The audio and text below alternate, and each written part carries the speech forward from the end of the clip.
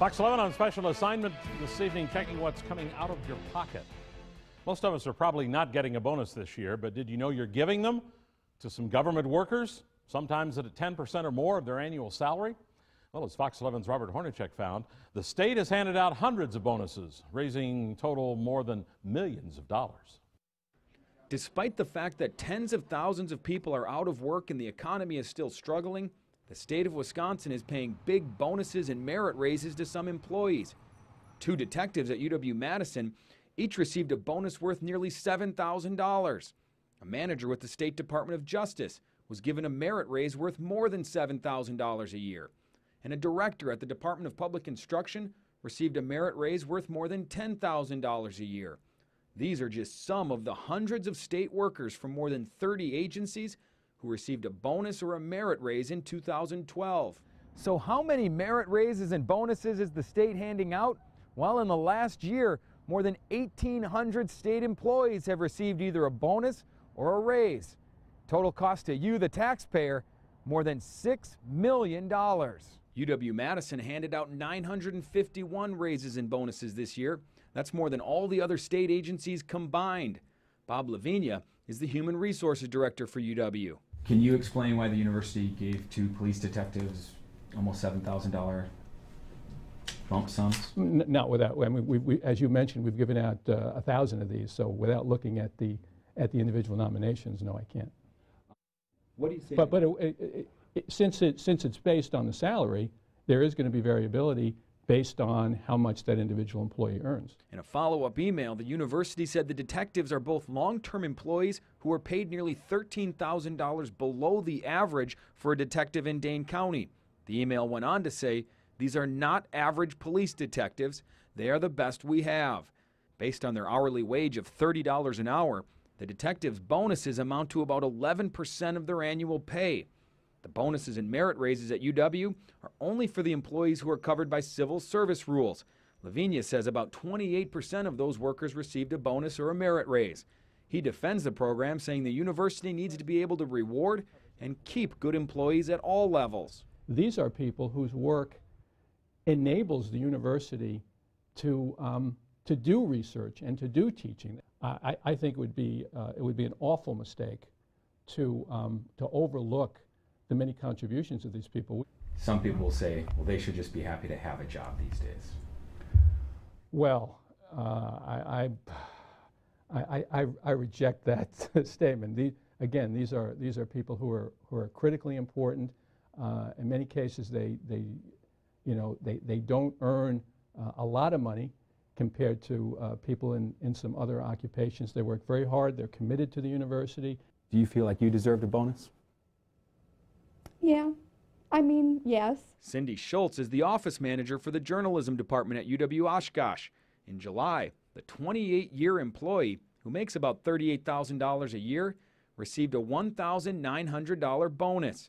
Like many in state government, Schultz has gone without a raise for several years and now has to pay more for her benefits. We are not the haves versus the have-nots. You know, we truly work hard.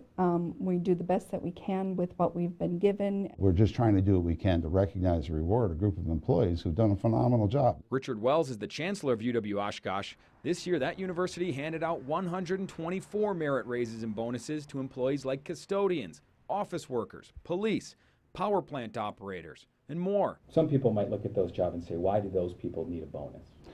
Those people are very important, and the work they do in the university community is highly valued, sometimes not recognized, but highly valued. It's not just universities. The State Department of Justice handed out 101 bonuses and merit raises. The biggest, a merit raise worth more than $7,000 a year for an administrative manager. The raise brought his salary up to $86,000. Through a spokesperson, Attorney General J.B. Van Hollen declined to sit down with us for an interview for this story. No one from the Department of Public Instruction would talk with us either.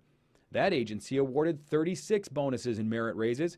One director received a merit raise worth more than $10,000 a year, bringing his salary up to more than $91,000. A spokesman said the agency experienced higher than normal turnover over the past 2 years, and the bonuses and merit raises were for pay equity issues. So why are some employees given a lump sum bonus and others receive a merit raise? Well, it all has to do with the state's compensation plan. Basically, if you're paid by the hour and you're eligible to receive overtime, you can only receive a lump sum bonus, which is basically just a one-time payment. But if you're a salaried employee and you're exempt from the overtime rules, then you can receive either a bonus or a merit raise. Not everyone likes the idea. Getting a lump sum means like getting a turkey at Christmas time. They get $500 and it goes away. Marty Beal is the executive director of the State Employees Union. His position on bonuses and merit raises is what you might expect from a union leader. Why should that groundskeeper get it? What's the difference between that groundskeeper and this groundskeeper if they're working in the same crew? Beal says he would support the idea of merit pay, but only if there were more protections for workers. Well, the question is are the top performers actually getting it? And my answer is, I don't think they are. How do you know that? Well, if we look at the lists, I mean, I get the lists like you get the lists, and we run the lists against our local unions, and we ask the question, what did this person do to warrant a merit? And I don't know that those are the best performers that are getting those merits. Governor Scott Walker, who has pushed the merit pay and bonus program, says it beats the alternative. Is there a way to do this fairly? Sure. I mean, having an objective, transparent, clear process, but the old system that those folks who are complaining want is one where everybody got the same. They say that they're for merit, but then if you look at the past record, is they want it to be everybody gets the same. Is this really the time for the state to hand out raises and hand out bonuses? I mean, look at how many people are unemployed. Look at how bad the economy is.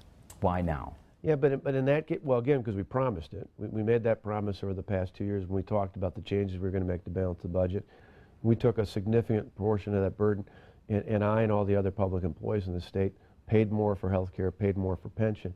In return, we were going to change the system so that merit and performance drove both hiring and wages, that we weren't going to pay everybody the same, that ultimately if people did an exceptional job of providing service for the taxpayers, we were going to give them some rewards for that. So while some state workers are receiving merit raises and bonuses, the vast majority are not. In fact, many state workers are taking home less money than in the past because of the higher contributions for pension and health care. For Fox 11 on special assignment, I'm Robert Hornacek.